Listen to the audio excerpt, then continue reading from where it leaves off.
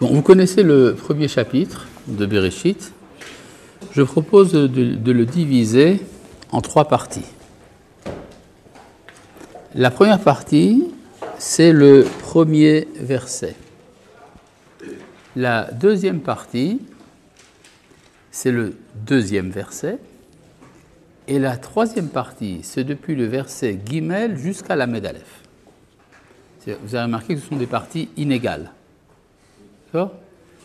Verset 1, verset 2, et après vous avez une flopée de versets depuis Gimel jusqu'à la Lamed Aleph. Pourquoi cette division ? Parce que si on regarde de manière, disons, superficielle et objective, on voit que le texte se divise effectivement en 3 parties. La dernière fois, on avait vu d'abord pour le premier verset, et vous n'avez pas tous été d'accord, c'est que quand on dit Bereshit bara Elohim et Hashamayim et Haaretz, ça suppose un monde parfait. Or, le verset bête nous montre un monde brisé, dans lequel il est dit Vehaaretz haïta tohu vavu, la terre était désolation et étonnement, étourdissement. Vechosher al pene tehom, de l'obscurité sur la face de l'abîme. Veruach Elohim merachefet al pene hamayim, un souffle divin planait sur la face des eaux. Donc, il y a ici une différence fondamentale entre le monde idéal et le monde réel. Ce qu'on appelle en philosophie la différence entre la vérité et la réalité. En vérité, le monde est un monde parfait, en réalité, il est un monde imparfait. Qu'est-ce qu'il y a ? Bon, ça c'est donc pour comprendre les 2 premières parties. Et puis la troisième partie, qui va de Gimel jusqu'à la Lamed Aleph, c'est une partie qui nous parle d'un monde en perfectionnement, en évolution. C'est un peu comme si quelqu'un rentrait dans un endroit complètement chamboulé. Il dit, d'abord allumons une torche pour voir ce qui se passe, que la lumière soit. Après, il se dit, tiens, c'est mouillé ici. Alors, il va débarrasser un peu le plancher pour qu'il y ait un peu de plancher sec. D'accord ? Après, il se dit, bon, maintenant, il y a de la lumière, c'est sec. Qu'est-ce qu'on fait ? On va mettre des plantes. Et on va également mettre des lustres, donc de la lumière permanente. Et puis, une fois qu'on aura mis des lustres, on va mettre un aquarium pour les poissons, une cage pour les oiseaux. Et puis, une fois qu'on aura fait tout ça, on va mettre un fauteuil pour que quelqu'un puisse y habiter. D'accord ? C'est à peu près comme ça que la Torah nous présente la création du monde dans la troisième partie. Que la lumière soit, après il y a un firmament, que l'eau s'en aille pour laisser voir la terre sèche, et puis après vous avez les plantes qui poussent, les poissons et les oiseaux, et puis après vous avez les animaux et l'homme. Ah non, vous avez après des luminaires, c'est-à-dire le soleil et la lune, et puis après vous avez donc les poissons et les oiseaux, et puis après vous avez les animaux terrestres et l'homme. D'accord ? C'est à peu près comme ça que ça recommence. Ça veut donc dire qu'en fait, la Torah nous présente un monde qui passe 3 phases. Un monde parfait, un monde imparfait, un monde en perfection. Ça va jusqu'à présent ? Vous avez compris ? Bon, très bien.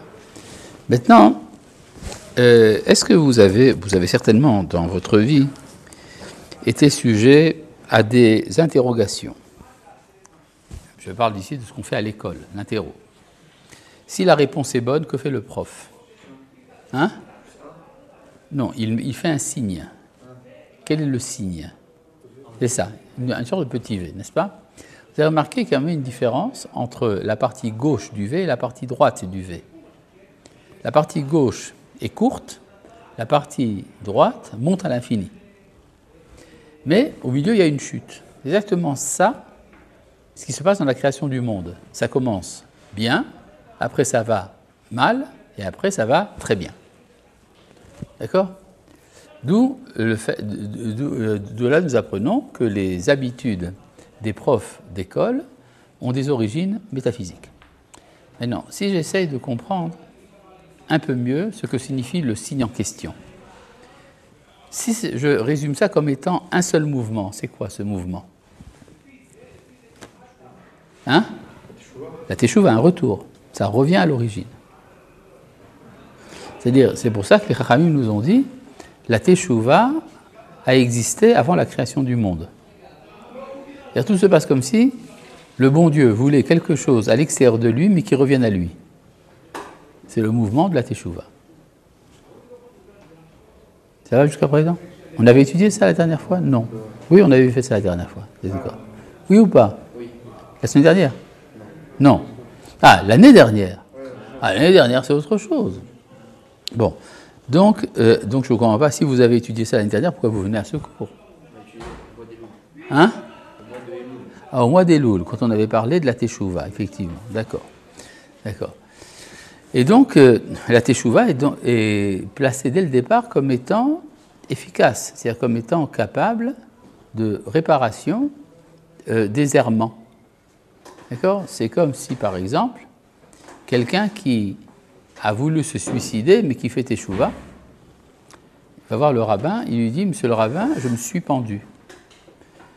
Le rabbin lui dit « Repens-toi ». Et donc, c'est ça donc la teshuva. C'était d'ailleurs une vanne stupide, mais j'aime bien vous faire rire de temps en temps. Et donc, vous avez ici donc, tout un mouvement qui est ce qu'on appelle le retour. Là, c'est la première analyse que nous faisons du texte. Maintenant, passons à... Bon, d'ailleurs, cette chute du monde, qui passe du verset Aleph au verset Bet, on la retrouve chez les kabbalistes, ça s'appelle Shevirat HaKelim, c'est-à-dire la brisure des réceptacles. On dit la brisure des vases, mais c'est la brisure des réceptacles. Ça veut dire qu'il y a eu un moment de l'histoire, il y a eu un moment de la création, un flux intense de lumière infinie qui ne pouvait pas être intégré par la création. Donc ça a entraîné la chute. D'accord? C'est ça le tohu, vavohu, krocher, etc. Jusque-là, première analyse. Nous allons passer maintenant à une autre analyse qui est ce qu'on appelle la structure des jours de la création. La Torah nous présente la création comme si c'était des jours. Ce n'est pas des jours, mais peu importe. C'est comme si c'était des jours.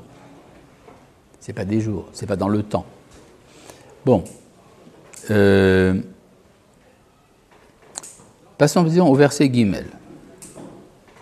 Vayomer Elohim Yehi Or. Elohim dit que la lumière soit. Ou plus précisément, qu'il y ait de la lumière, si on veut bien traduire. Qu'il y ait de la lumière. C'est quoi ce genre de phrase? Quel genre de phrase c'est ça? Qu'il y ait de la lumière. C'est du? C'est pas le vocatif, non? Le vocatif? Non, je crois pas que c'est. Non, c'est comme un impératif, effectivement, mais un impératif qui représente quoi? Un souhait. Un souhait, un projet. Un projet. Donc quand la Torah dit « Yehi Or », c'est un projet. Je continue le verset. Qu'est-ce qu'il y a écrit dans la suite du verset? « Vayehi Or » et la lumière fut. C'est quoi ce genre de phrase? La réalisation. Donc vous avez donc déjà deux premières phases. La première, le projet. Le deuxième, la réalisation. Verset Dalet. Vayar Elohim et Aor Kitov vayavdel Elohim ben Aor ben Achosher. Elohim vit que la lumière était bonne, il sépara la lumière de l'obscurité. Ce genre de phrase, c'est quoi? Il a vu que c'était bon. C'est quoi ce genre de phrase? C'est pas une constatation. C'est un jugement. Un jugement. Il juge que c'est bien. Il en tire les conséquences. Il fait la séparation entre les ténèbres et la lumière. Jusque-là, ça va? Bon. Je lis quoi? Ah, je ne sais pas. Probablement qu'elle donne, si je vais selon Maïmonide dans le Moreh Nevuchim, ça veut dire qu'elle donne l'existence. Être, c'est bien. Ne pas être, c'est mal. D'accord ? Donc il n'y a pas d'être à partir de l'obscurité ? Pour l'instant, non. Là, on ne voit pas d'être à partir de l'obscurité. D'accord ? Bien qu'il y avait, pourtant, quand Dieu dit que la lumière soit, alors qu'auparavant il y avait l'obscurité, ça veut peut-être dire que cette lumière est sortie de l'obscurité. Peut-être. En tout cas, il y a ici un projet d'être, et c'est ce que disait Hamlet, n'est-ce pas ? Être ou ne pas être. D'accord ? Ce que l'on retrouve vers la fin de l'hiver, quand on parle de to be Shvat or not to be Shvat. D'accord ? Et donc c'est Vayikra Elohim Laor Yom. Alors je lis ici le verset He, n'est-ce pas ? Vayikra Elohim Laor Yom velachosher kara laila. Elohim appela la lumière jour et l'obscurité il l'a appelée nuit. Vayi erev vayi boker yom echad. Il fut soir, il fut matin, jour unique. C'est quoi ce genre de phrase ? Il fut soir, il fut matin, jour unique. Hein ? Déclaration. Personne ne déclare ici. Il n'y a pas écrit que Dieu dit ça. Hein ?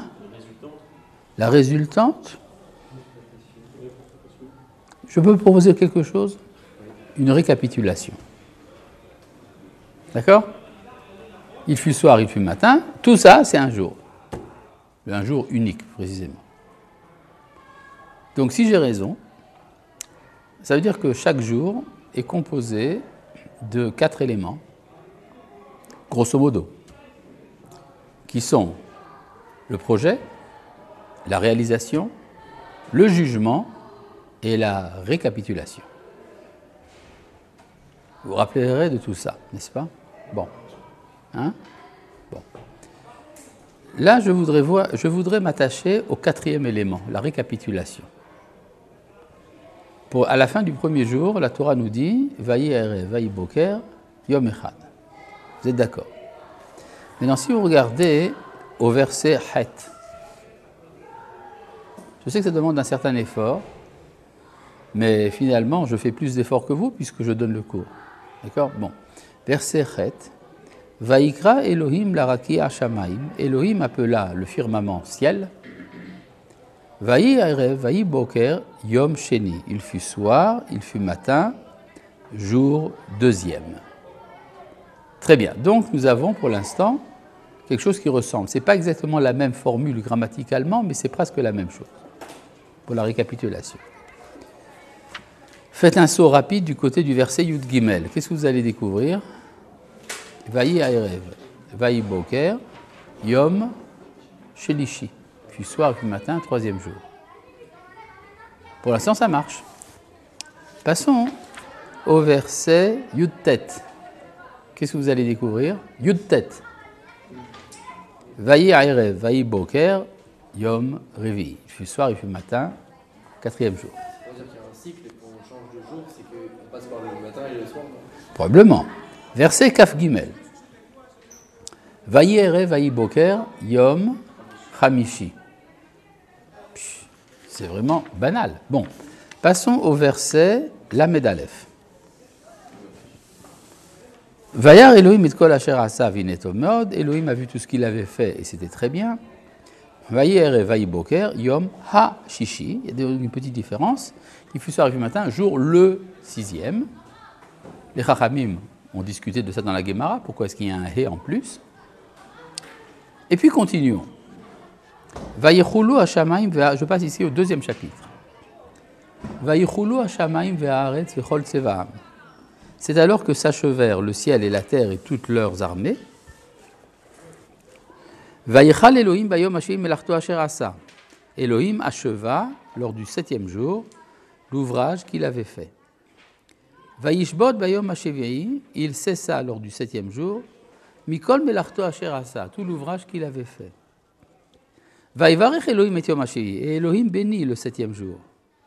Vayikadesh oto, il l'a sanctifié. Kivo shavat mikol melachto asher bara Elohim la'asot, parce que il avait cessé tout son ouvrage qu'Elohim avait créé pour faire. Vayihi Ayrev, Vayihi Boker, Yom Hashevi. Il fut soir, il fut matin, 7e jour. Jusque-là, ça va? Donc, vous êtes capable de gober n'importe quoi. J'ai lu un verset qui n'existe pas. Hein? Il n'y a pas écrit. Et vous faites dire, oui, vous êtes très sympa, des bonnes poires. Je vous dis qu'il y a écrit Vayihi Vayihi Boker Yom Hashevi, vous ne vérifierez même pas si je ne vous trompe pas. C'est-à-dire que j'ai abusé de votre confiance. Mais qu'est-ce qu'il y a écrit à la place? Sabri Maranan. Non? Je ne sais pas, le vendredi soir, on dit Sabri, après Asher bara Elohim Laasot, Sabri Maranan, non? Hein? Non, Asher bara Elohim Laasot, à la fin du 7e jour, Sabri Maranan. Hein? C'est d'Araba. Maintenant, le problème, c'est que c'est pas écrit, il n'y a même pas écrit non plus Sabri Maranan, mais il y a écrit Ele Toldot Hashem Baret. Qu'est-ce que ça peut bien vouloir dire? C'est comme incroyable ce truc-là. Alors, essayons de comprendre. Si à la fin de chaque jour, quand le jour est achevé, la Torah nous dit il fut soir, il fut matin, jour un tel, et que pour le 7e jour, la Torah ne dit pas il fut soir, il fut matin, jour 7e. Ça veut dire quoi? Que le 7e jour n'est pas fini. C'est bête, hein? C'est-à-dire quoi qu'il n'est pas fini? Ça veut dire que l'histoire que nous vivons, nous autres, les hommes, eh bien nous sommes en plein 7e jour de la création. D'accord? Maintenant, quel jour de la création nous sommes? Hein? Le 7e. D'accord? Nous sommes en 7e jour, ça dure depuis assez longtemps d'ailleurs, pour tout vous dire. Non, il n'y a pas écrit Shabbat, il y a écrit Yom HaShvi, 7e jour. Je ne sais pas, je ne pense pas. Le 7e jour, ce n'est pas Shabbat. C'est bien le contraire, même, je dirais. C'est exactement le contraire. Dans le 7e jour, il faut quand même qu'il y ait un projet, qu'il y ait une réalisation, un jugement et une récapitulation. Alors, ce que je voudrais savoir, c'est quoi le projet du 7e jour? Le projet, c'est important parce que ça répond à la question, quel est le projet de l'histoire? Oui. De préparer le 8e jour. C'est vrai.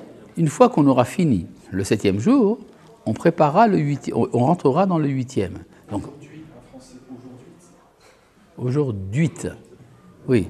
Non, mais l'étymologie de aujourd'hui est très bizarre en français. Parce que 8, ça veut dire aujourd'hui, c'est du latin. D'accord? Au jour d'aujourd'hui, alors c'est encore plus compliqué. Bon.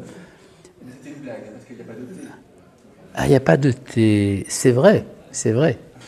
C'est vrai que le thé est arrivé d'Extrême-Orient très tard. Donc c'est pour ça que... Oui, c'est-à-dire que quand nos ancêtres lisaient ça, ils n'avaient pas encore de thé. Donc, effectivement, ils attendaient que ça vienne de Chine. Certains disent que c'est arrivé par Panoramix dans... oui, c'est vrai que c'est chez les Bretons, n'est-ce pas? Et donc, en tout cas, donc c'est vrai, il n'y avait pas encore de thé, mais c'est un accident. Mais quand même, ça vient de la Torah, puisque H, Yud, il y a quand même quelque chose. Sans aucun doute, sans aucun doute. Donc voilà, mais on ne rentre pas dans les secrets kabbalistiques maintenant. Maintenant, je reviens donc à l'histoire, donc nous sommes en train de préparer le 8e jour. Mais pour pouvoir préparer le 8e jour, il faut savoir quel est le projet du 7e. C'est-à-dire qu'est-ce qu'il faut faire. D'accord? Maintenant, remarquez une chose importante. Qu'est-ce que fait, d'après la Torah, ce que nous avons lu, qu'est-ce que fait Dieu pendant le 7e jour? Il ne fait rien. C'est-à-dire, lui, il est dans son Shabbat. C'est-à-dire, lui, il fait le Shabbat, mais il y a quelqu'un d'autre qui travaille à sa place. Qui est celui qui travaille à sa place? L'homme peut-être, mais nous ne travaillons pas par devinette, nous devons prouver par texte. D'accord? Bon, alors pour avoir la réponse, nous allons devoir faire un pas en arrière. Revenons au chapitre Aleph, au verset Kaf Dalet.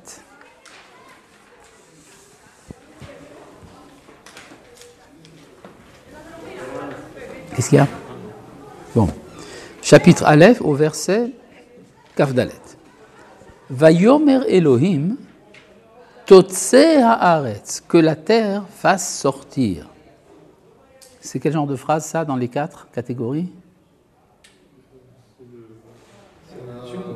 C'est un projet. D'accord? Le verset Kaf Dalet nous donne un projet. Totse haaretz, donc la terre doit donner, la terre il s'agit donc, ça veut dire la nature. Qu'est-ce qu'elle doit donner? Alors il y a ici une liste assez longue, nous allons compter, vous savez compter, n'est-ce pas? Nefesh Chaya Limina, une âme vivante selon son espèce, Behema, des bêtes, Varemes, des reptiles, Vechaito Eresemina, des animaux de la terre selon leur espèce, Vaïchen, il fut ainsi. Donc combien d'éléments y a-t-il dans le projet? 4, n'est-ce pas? Maintenant, nous allons lire le verset de la réalisation. Verset Kafé. Vayas Elohim et Hayat Haaretz Limina.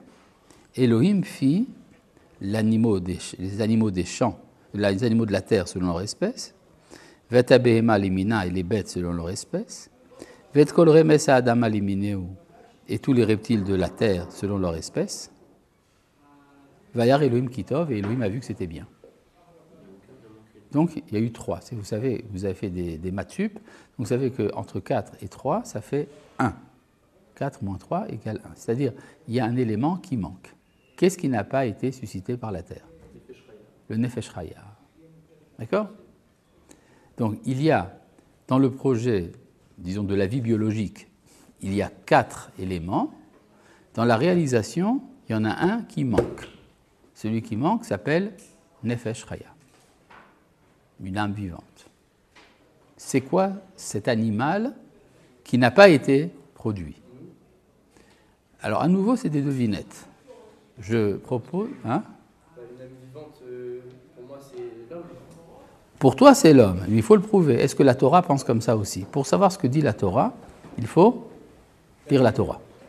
Nous allons donc passer une petite seconde dans le chapitre Bet au verset Zayin. C'est pas très loin. Chapitre Bet au verset Zayin. Vayitzer Hashem Elohim et Adam afar mina Adama. Elohim forma l'homme de la poussière de la terre. Vayipach be'apav nishmat chaim. Il insuffla dans ses narines un souffle de vie. Vayehi ha'adam le nefesh chaya. Et alors l'homme devint nefesh chaya. Donc le nefesh chaya qui n'a pas été produit par la nature, c'est l'homme. Ce que tu as appelé nous. N'est-ce pas?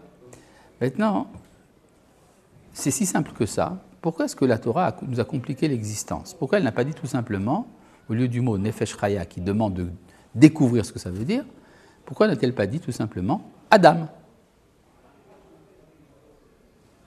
Oui. C'est pas parce qu'ici on parlait d'animaux aussi. Non mais, si la Torah dit dans le projet, dans le verset Kaf Dalet, qu'il y ait Nefesh Chaya, Behema, Remes, Raito Eretz, alors au lieu de dire Nefesh Chaya, qui est un mot rare, qu'elle dise Adam. Parce qu'on dit qu'on est de l'image de Dieu. Donc, et alors? Pour rendre plus beau, c'est plus joli, c'est poétique. Ouais, je veux bien. Il y a un élément poétique dans la Torah, tout simplement parce que ce que la terre n'est pas capable de donner, ce n'est pas l'homme, c'est seulement une partie de l'homme. Si vous regardez dans le verset Zayin du chapitre Bet qu'on a vu, il y a une partie qui vient de la terre. Donc, qu'est-ce que la terre ne peut pas donner? La morale, effectivement. Pourquoi? Parce que la morale suppose la liberté. Je ne peux pas être un être moral, c'est-à-dire qui choisit entre le bien et le mal, si je ne suis pas capable de choix, si je n'ai pas le libre arbitre. Or, le libre arbitre ne peut pas venir de la nature. La nature est entièrement déterminée.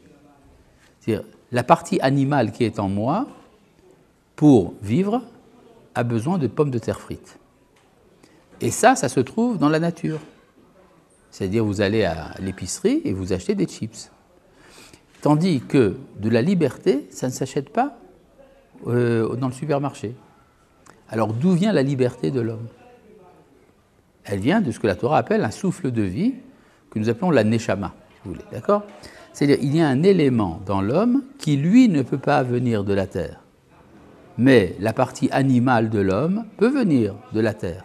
C'est ce qu'explique, par exemple, la théorie de l'évolution darwinienne, qui explique que l'être humain est apparu à partir de toute une évolution biologique, des mutations, etc.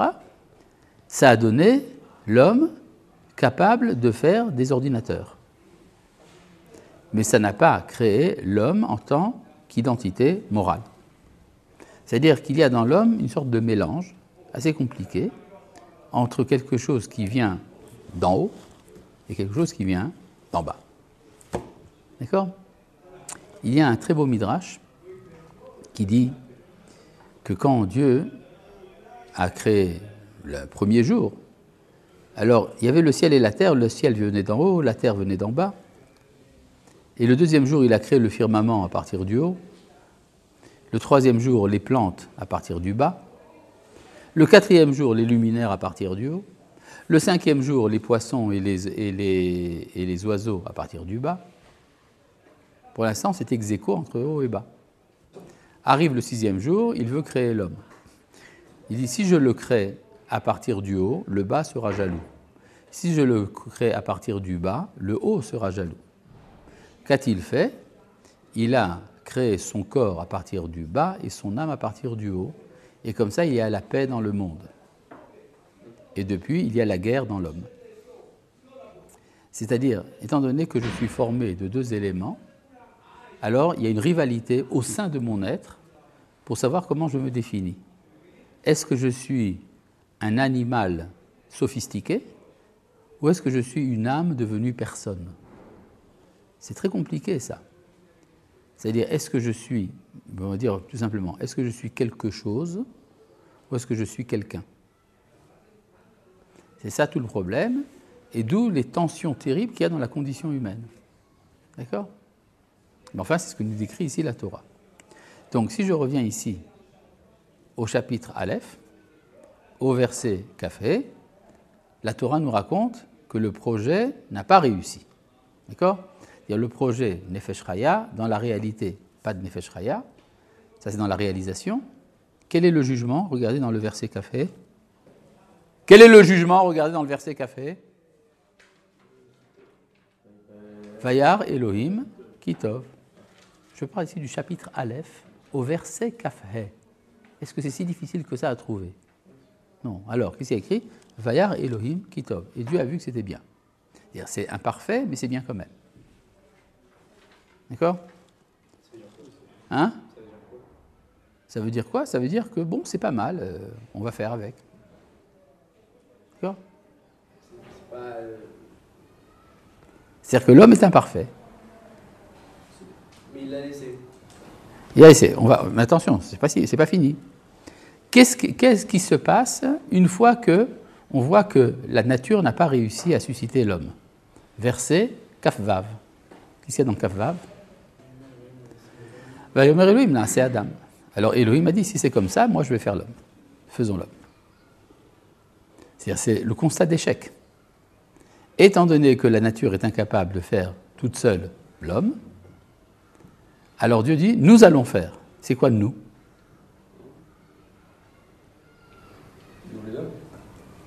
L'homme n'est pas encore fait pour se faire. Elohim et qui encore ? La nature. Et la nature. C'est-à-dire qu'il va y avoir une collaboration entre Dieu et la nature pour faire l'homme. C'est ce qui est écrit dans le verset Kavav. C'est un pluriel, na'aseh. Nous ferons l'homme. La nature, Elle est capable de faire une partie de l'homme. Par exemple, la partie qui mange des mais chips. c'est Dieu qui décide que la nature fait une partie de l'homme. La nature, c'est pas une entité à part, Si, c'est une entité à part, évidemment. mais elle n'est pas indépendante. Elle n'est pas. Pourquoi elle n'est pas indépendante ? Parce qu'elle dépend de Dieu. Qui t'a dit ça ? C'est lui qui l'a créé. Il l'a créé et il lui a donné l'indépendance. C'est-à-dire, moi aussi j'ai été créé et je suis indépendant. C'est-à-dire, cette idée, il y a ici une idée très profonde qui se cache. C'est qu'il y a une liberté dans la nature aussi.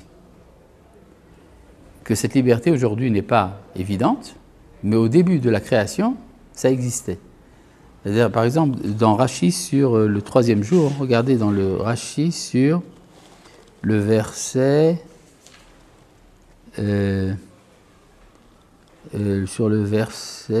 Yud Aleph.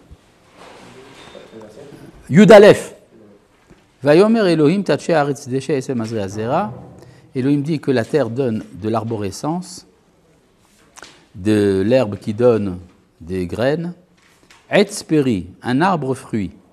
Ose peri, qui donne des fruits. C'est quoi un arbre fruit? Rashi nous dit, regardez dans Rashi sur Etz peri, Sheye ta'am ha'etz ke ta'am hapri, que le goût de l'arbre soit comme le goût du fruit. Ve'ilo astaken, elle n'a pas fait cela. Ça veut dire que la terre n'a pas accompli ce que Dieu a demandé d'elle. C'est-à-dire que ce que Rashi veut, c'est que le simple lecteur de la Torah soit mis au courant de ce secret, qu'il y a une liberté qui se cache dans la nature, au moins à son origine. D'accord? Hein? C'est absolument impossible selon la nature telle que nous la connaissons aujourd'hui. Mais c'est tout à fait possible dans la nature telle qu'elle a été à l'origine. Ça veut dire que aujourd'hui, le seul être que nous connaissons qui est véritablement libre, c'est l'homme. Mais si je dis que l'ensemble de la nature était libre, ça veut dire que la nature, c'était l'homme. C'est pour ça que la Guémara nous dit, quelle était la taille de Adam Arishon? Quelle taille? De la terre jusqu'au ciel. C'est-à-dire, il remplissait le monde. Et qu'est-ce qu'il voyait? Il voyait toutes les générations. Donc, il était dans tout l'espace et tout le temps. Il y avait donc, si vous voulez, à ce moment-là, une théorie d'un champ gravitationnel unique. Il y a l'homme, le temps et l'espace n'étaient qu'une seule et même chose. Et depuis qu'il a péché, dit la Guémara, il s'est réduit. C'est comme si on avait lessivé le monde de la liberté qui s'était restée dans l'homme. D'accord? Très fort. Ouais, c'est ce que dit la Guémara, hein, oui. C'est ce que dit Rashi, hein. Vous lisez Rashi, non? Oui. Que la terre n'était pas, la morale parce qu'elle n'était pas libre. Alors justement, là, ça c'est dans le 3e jour. Là, on est au 5e. Au 5e, il se passe quelque chose. Il y a un échec de la nature. Ça a commencé par l'échec à propos de l'arbre. Et là, il y a un échec qui est probablement une incapacité. Alors, qu'est-ce que dit Akadosh Baruch Hu? Il dit, si la terre n'est pas capable toute seule de créer le Nefesh Chaya, donc na assez Adam, nous allons faire la terre. C'est quoi nous? C'est Dieu et la terre. D'accord? Il y a une collaboration. Maintenant, ce qui t'a peut-être surpris, c'est que tu as une habitude religieuse. L'habitude des religieux, c'est de dire, c'est Dieu qui fait tout. C'est une influence de l'islam. C'est-à-dire, dans l'islam, effectivement, tout est gouverné par ce qu'on appelle la fatalité.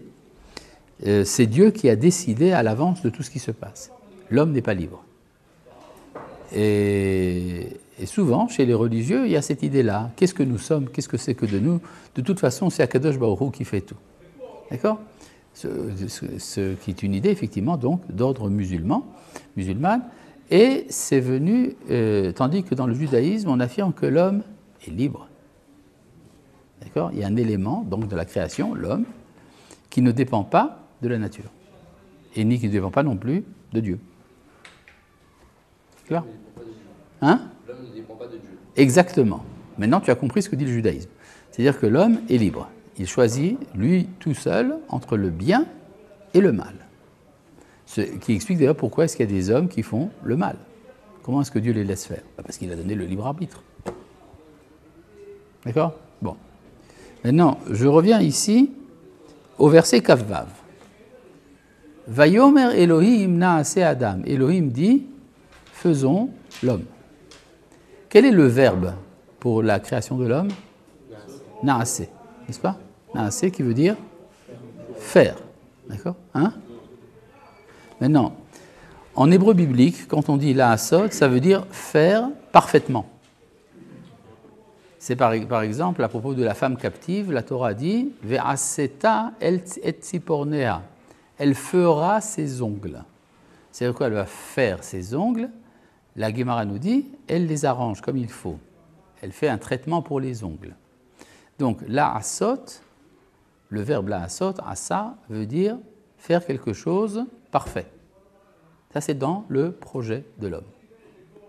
Maintenant, qu'est-ce que nous devons vérifier? Si la réalisation a marché. Pour le savoir, que faisons-nous? on lit dans quel verset? Le verset d'après. Le verset Kavzaïn. Que dit le verset Kavzaïn? Vaïvra Elohim et Adam. Donc ça n'a pas marché. Il n'y a pas écrit Vaïas, il n'y a pas écrit que Dieu a fait, simplement qu'il a créé. Le verbe bara en hébreu ne signifie pas une création forcément à partir de rien, ça veut dire un commencement. Tout ce qui est un commencement est appelé bara. Donc Dieu a commencé l'homme. Il le restreint au début en disant que c'est Adam, il ne dit pas que c'est Nefesh. Oui, c'est vrai, mais dans le deuxième chapitre, il dit Vaïe Adam le Nefesh Chaya. D'accord? Et donc, le Adam en question, Dieu a donné seulement un début. Pourquoi? Parce que c'est une collaboration. Qui c'est qui doit donner l'autre moitié? La terre. D'accord? Donc, chacun fait sa partie. Akadosh Baruch Hu donne les 50%. Vaïvra Elohim et Adam, Betsalmo, à son image. Mais qu'en est-il de la partie terre? Elle n'apparaît pas. Maintenant, si vous regardez à nouveau dans le chapitre Bet, au verset Zayin, que nous avons déjà vu, le verbe employé pour la création de l'homme, là-bas, c'est Vayitzer. Que veut dire Vayitzer? Former. Du mot tsura en hébreu. C'est-à-dire comme un potier qui fait quelque chose en route. C'est-à-dire que Dieu a formé l'homme, il a commencé le travail de l'homme dans une collaboration avec la terre. Afar mina Adama. D'accord? Bon. Donc, si je passe maintenant dans le chapitre Aleph au verset Lamed Aleph. Vayar Elohim et kol asher asa. Elohim a vu tout ce qu'il avait fait. Ça inclut quoi? Ça, c'est tout ce qu'il a fait parfaitement. Oui, et donc, qui c'est qui n'est pas inclus là-dedans? L'homme. Dire tout ce que Hachem a fait, c'est très bien, Vinetov Meod. Et l'homme? Ben non. L'homme ne fait pas partie du jugement, tout va bien. Maintenant, si vous regardez dans le chapitre Bet, au verset Bet, je sais que je vais un peu vite aujourd'hui, à toute allure, mais enfin, il faut avancer. Chapitre Bet, verset Bet. Vayichal Elohim bayom hashiveim melachto asher asa. Elohim a achevé lors du 7e jour l'ouvrage qu'il avait fait. Vaishbod bayom hashiveim mikol melachto asher asa. Il cessa lors du 7e jour tout l'ouvrage qu'il avait fait. Vaïvarech Elohim et yom hashiveim vaïkadesh oto. Et Elohim a béni le 7e jour, il le sanctifia. Kivo shavat mikol melachto asher bara Elohim. Car il avait cessé tout le travail qu'il avait seulement commencé. C'est-à-dire que le 7e jour s'ouvre, il y a un chantier qui n'est pas achevé. Il y a un travail en chantier. Qu'est-ce qu'il reste à faire? La asot. Donc, ce qu'il faut achever, c'est la partie du 6e jour qui n'a pas été achevée. C'est ça le projet du 7e jour. Donc, d'achever l'homme. Maintenant, je ne sais pas si vous avez remarqué, l'homme est le seul animal qui continue à évoluer. C'est-à-dire, il y a quelques mutations par-ci, par-là. Mais si vous prenez un chat d'aujourd'hui et que vous ouvrez une momie de chat vieille de plusieurs milliers d'années dans les pyramides, vous enlevez les bandelettes, eh bien, le chat va vous faire miaou en hiéroglyphe, avec un accent ancien égyptien. Mais malgré tout, ils se comprendront, les deux chats. L'un va avoir le miaou avec un accent francophone, l'autre un miaou avec un accent égyptologue, mais finalement, ils vont se comprendre. Tandis que si vous prenez un homme d'aujourd'hui et un homme d'il y a 300 ans, ils ne se comprennent pas. Ils n'ont pas la même mentalité, ils n'ont pas les mêmes valeurs, la même culture, les mêmes vêtements. D'accord? Ça veut dire qu'il y a, indépendamment de l'évolution biologique, il y a ce qu'on appelle une évolution culturelle. Ça veut dire que l'homme est en train d'évoluer. Il est en train de se faire. D'accord? C'est ça donc le travail du 7e jour.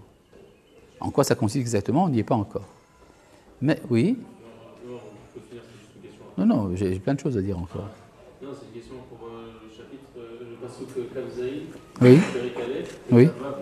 Donc dans le Pasuk Kavav, il est marqué Nasi Adam, et dans le Kavzaï, il est marqué. Est-ce qu'il pense que le Ha-Adam et Adam?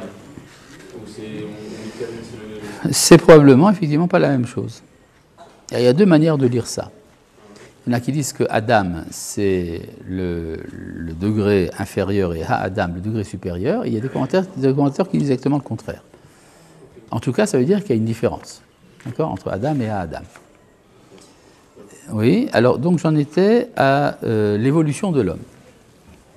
Il y a chez l'homme quelque chose qui n'existe chez aucun animal, c'est le vêtement. Une question s'est posée lorsque des explorateurs occidentaux ont commencé à conquérir la planète et qui sont arrivés dans des contrées extrêmement lointaines. Ils se sont demandé qu'est-ce que c'est que l'homme. Et ils sont arrivés à la conclusion, l'homme, c'est ce qui a un vêtement.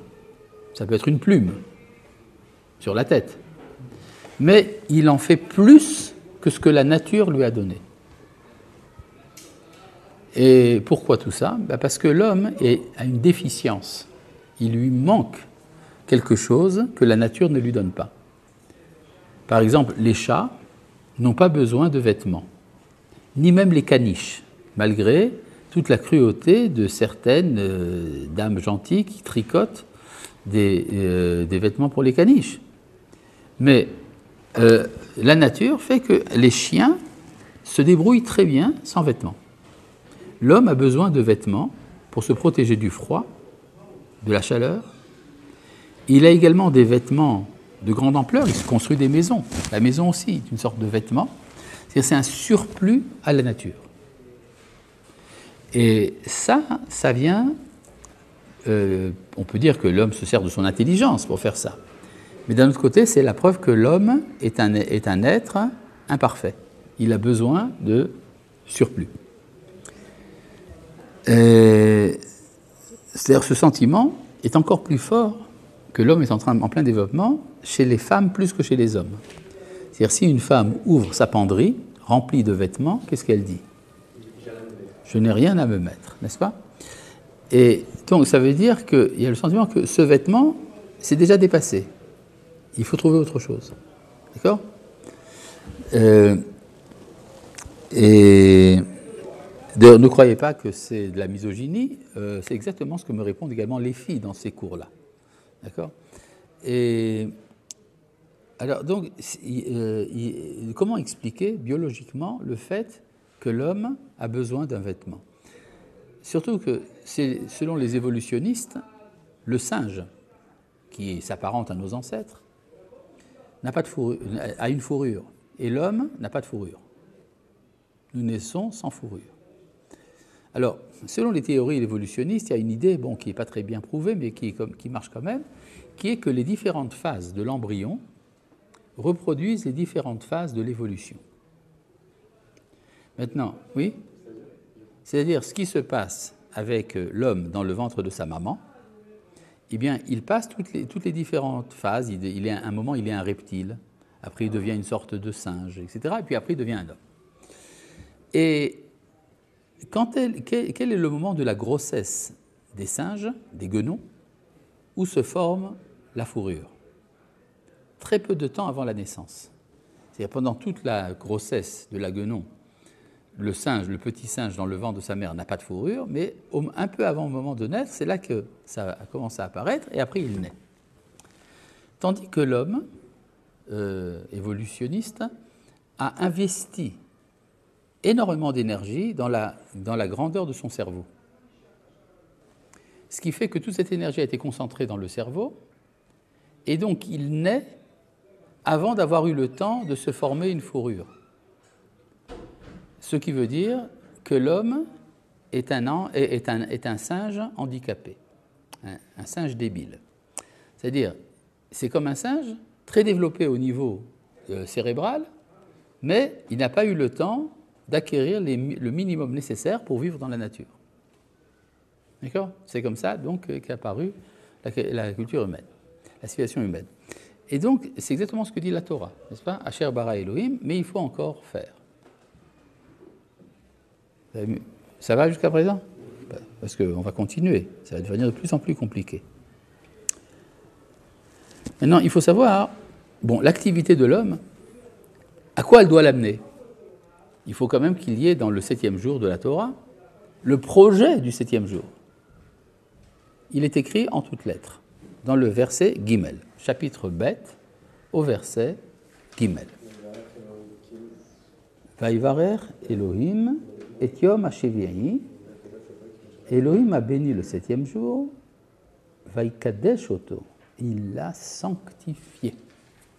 C'est la première fois qu'apparaît ce verbe dans la Torah.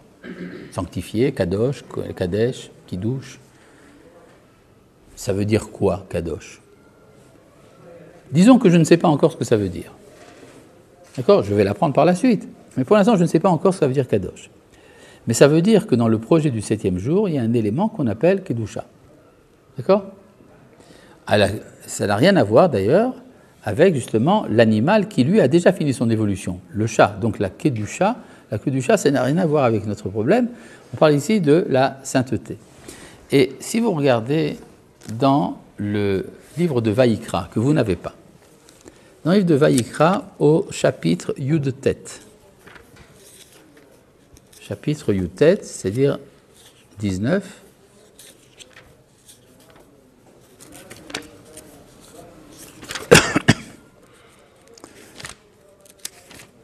Vaïdaber Hashem el Moshe les morts, Dieu s'adressa à Moïse en ces termes.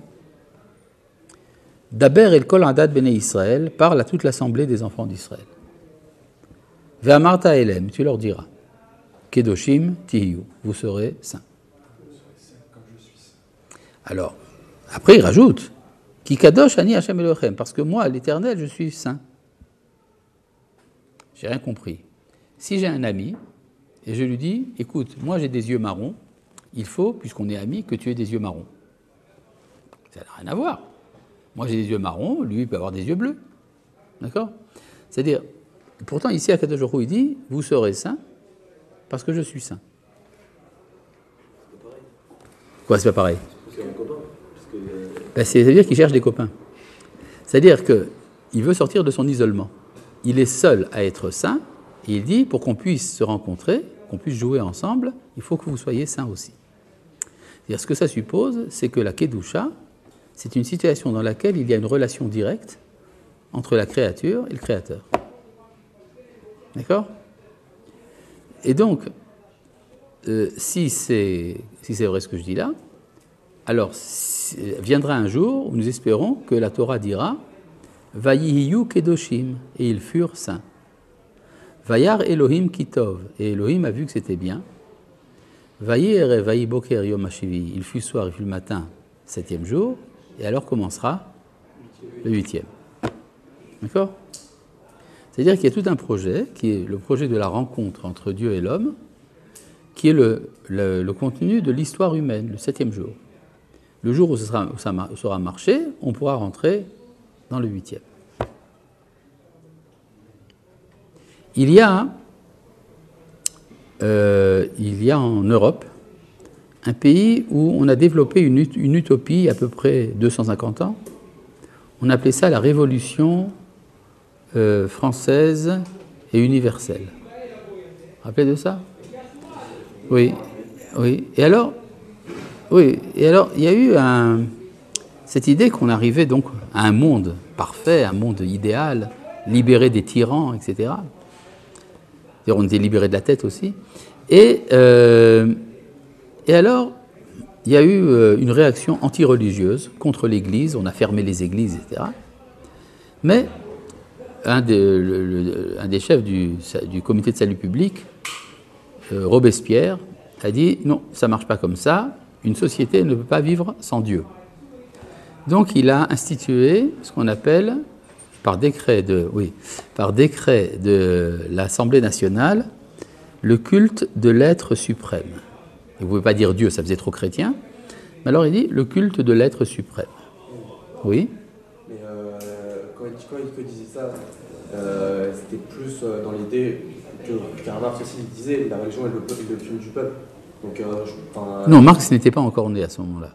Oui, d'accord, mais ça veut dire qu'ils avaient à peu près la même idée. Ça veut dire que. Ils étaient anti-religieux, pour des tas de raisons. D'accord? Parce que les religieux, c'était le clergé faisait partie des oppresseurs, enfin bref, tas d'histoires.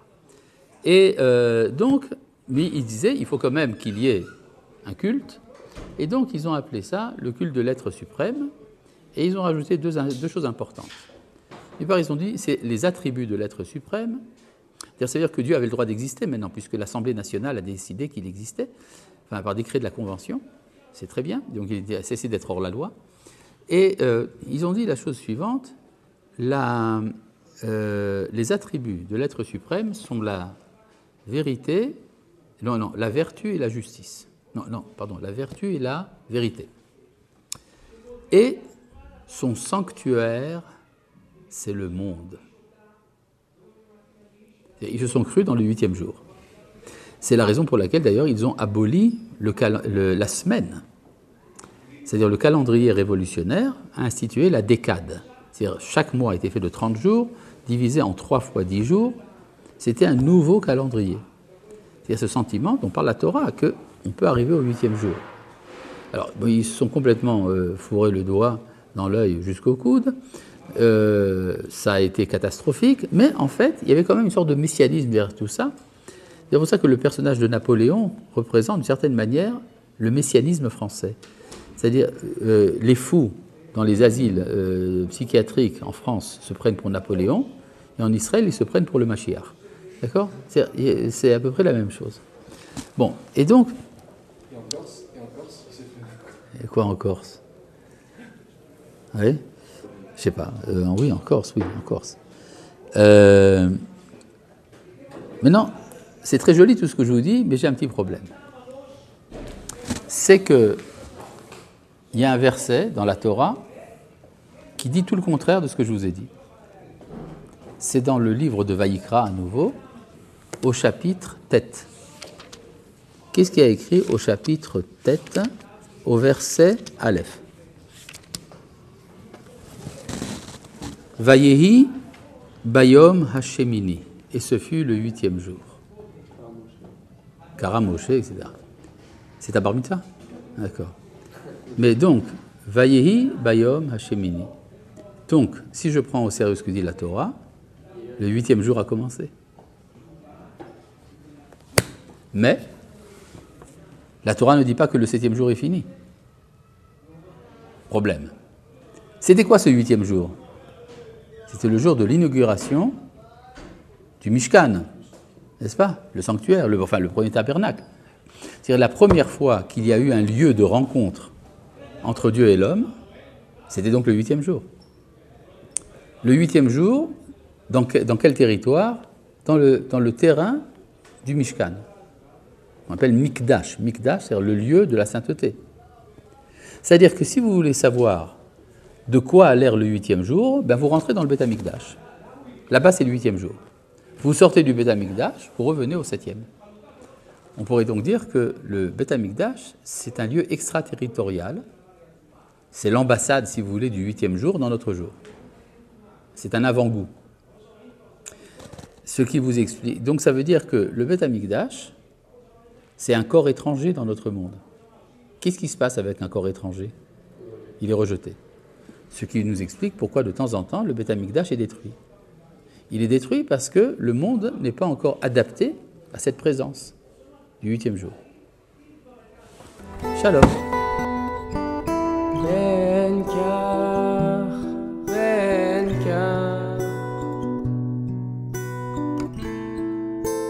חיים בנים